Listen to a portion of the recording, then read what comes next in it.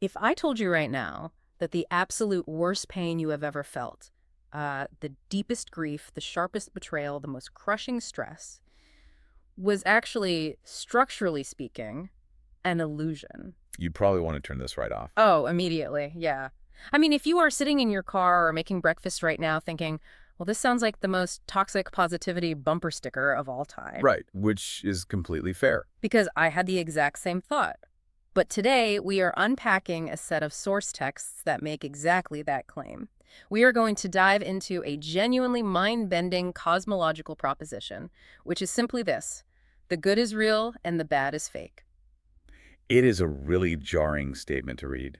And I think the most natural pushback is to assume the authors are just, entirely disconnected from reality. Yeah, like they've never actually suffered. Exactly. Yeah. But it is so crucial to establish right up front that the thinkers we are analyzing today are absolutely not claiming that pain isn't felt. Yeah. They aren't suggesting that harm doesn't leave terrible scars or, that systemic destruction isn't happening out in the world. They are not asking anyone to ignore a bleeding wound. Which is a huge relief, honestly, because gaslighting people about their suffering is usually the first red flag of a cult. Oh, 100%. Yeah. Yeah. So rather than denying the subjective experience of pain, they are making a really precise claim about the structural architecture of existence itself. We're diving deep into ontology here. Okay, ontology. Let's define that real quick. Sure. So ontology is the branch of philosophy that studies what things actually are at their root level. And the argument across these texts is that goodness is a primary foundational feature of reality, while harm is, well, it's essentially a subtraction. A subtraction. Right. Yeah. It's an absence pretending to be a presence. Okay, let's stop and look at the vocabulary for a second. Because to understand how the bad could possibly be fake, we really have to completely overhaul what we mean by the words real and good. Yeah. We throw those words around so casually. We really do. Like, I'll say a slice of pizza is good, or I'll say, a movie was good. In everyday conversation, goodness is just a subjective moral label. Or just a statement of preference. Exactly. But the sources are using these terms in the absolute strictest ontological sense. Yes, they are. When we ask what it means for something to be real in this framework, the rigorous philosophical answer is that it has being. Meaning it has independent existence. Exactly. It exists in and through itself without needing a host to survive. It doesn't depend on the destruction or distortion of something else just to manifest. So goodness isn't a human judgment at all, then? Not at all. The text defines goodness as the quality of being in full.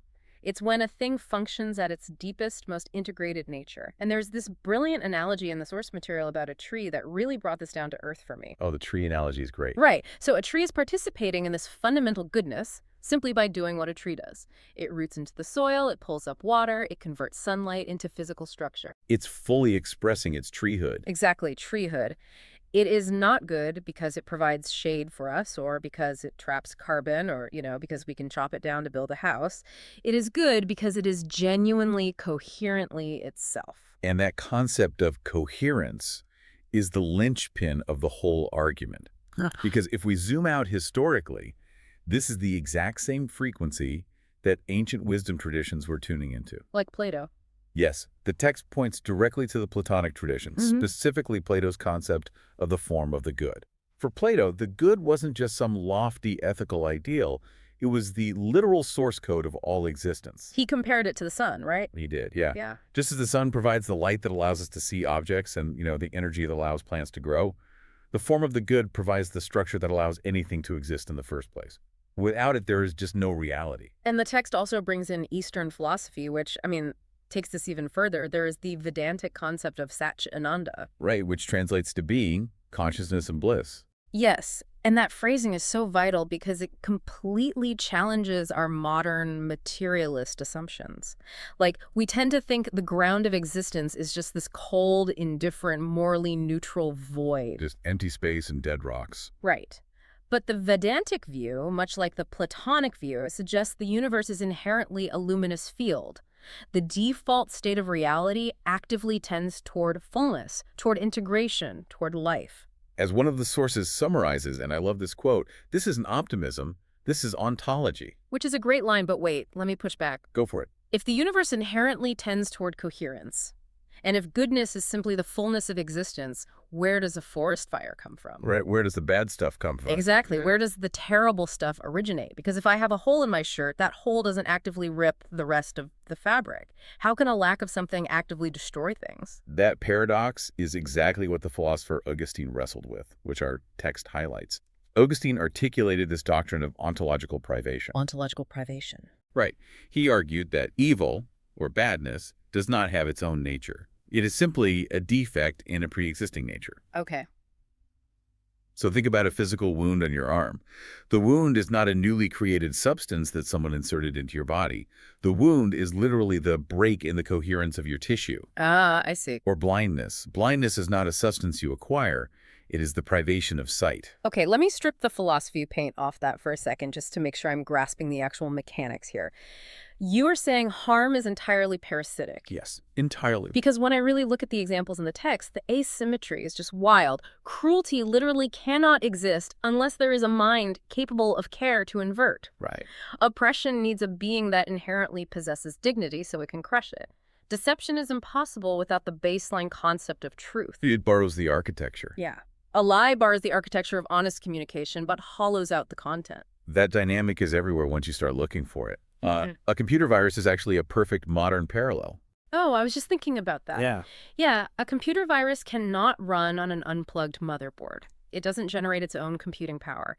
It has to hijack an existing, beautifully coded operating system. It has to use that system's memory. Exactly, and use that system's energy to replicate itself.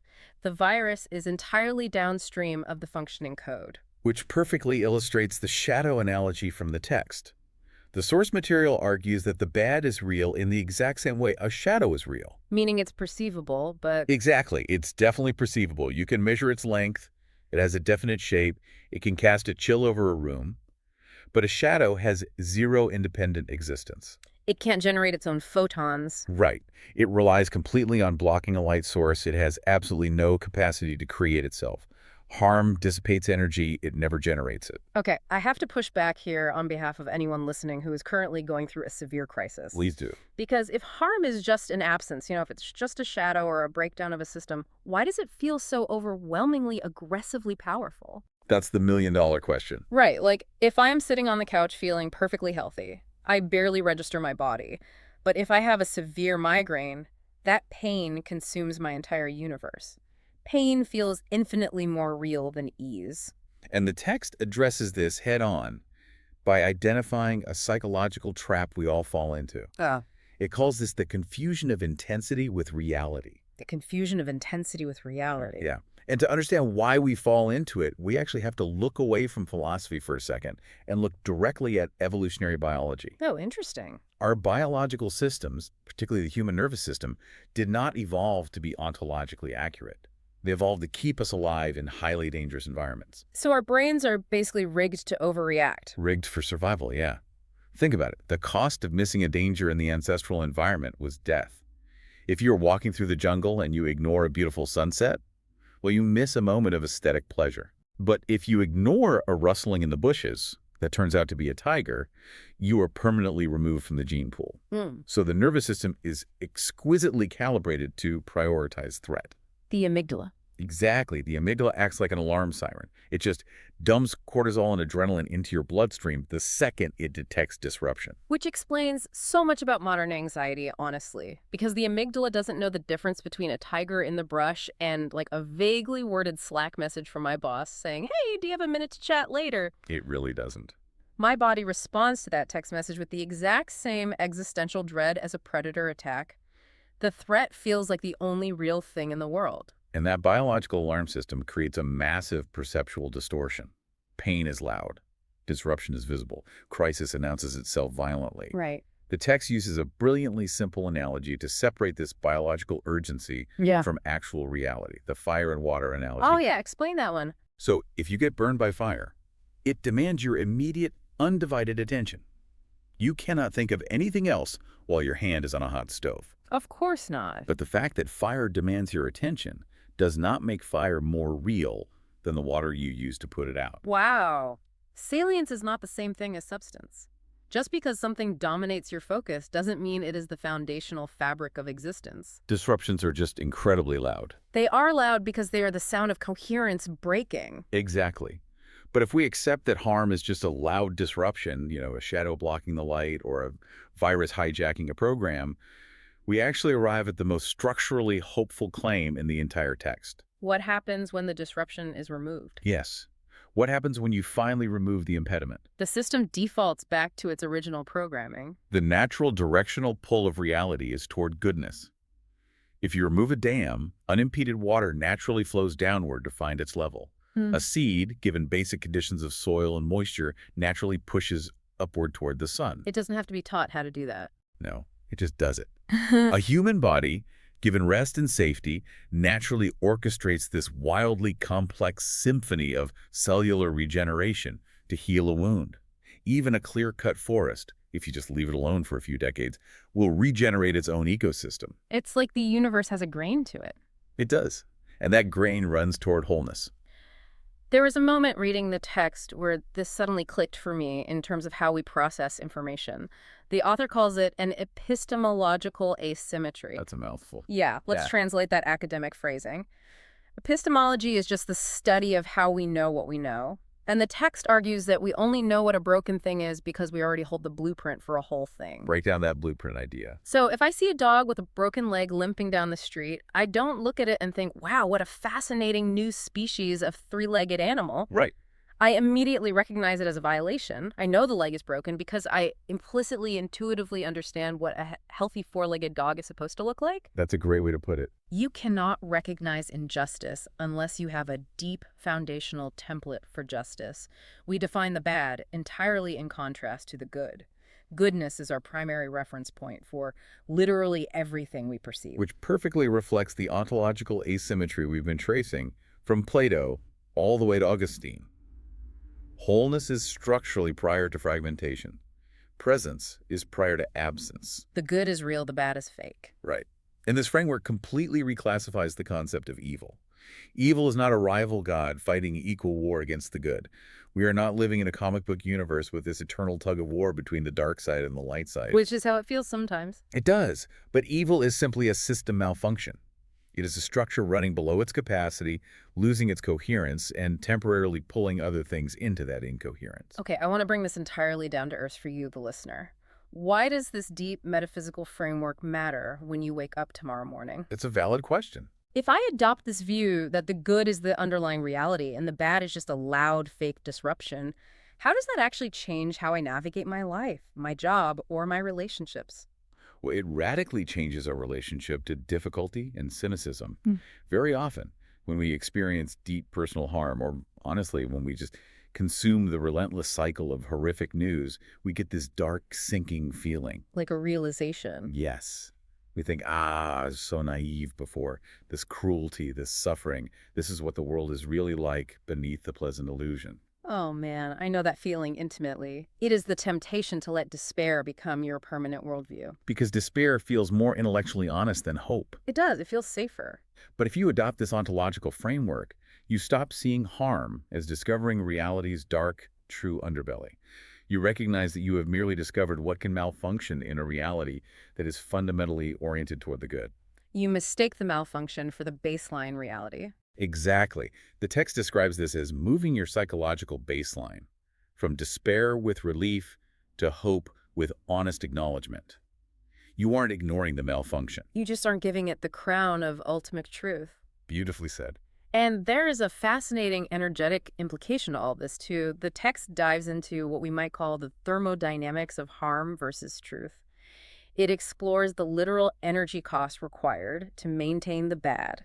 The disparity in energy expenditure there is massive. Harm requires an immense, ongoing, exhausting output of energy to sustain itself. Just think about the act of telling a lie. No, the maintenance required. Right. The lie has to be constantly managed. You have to remember who you told it to. You have to spin 3 new lies to cover the inevitable holes in the first one. And you're always on edge. Constantly monitoring your environment for anyone discovering the truth. It creates this exhausting, suffocating web of distortion. I kind of picture it like trying to hold an inflated beach ball underwater. That's exactly what it feels like. You can do it, but your arms are going to shake with the effort. And the second you lose focus, the ball just rockets to the surface. Whereas a truth needs zero effort to keep being true. It just sits there. The good sustains itself because it is riding the natural grain of reality. Yeah.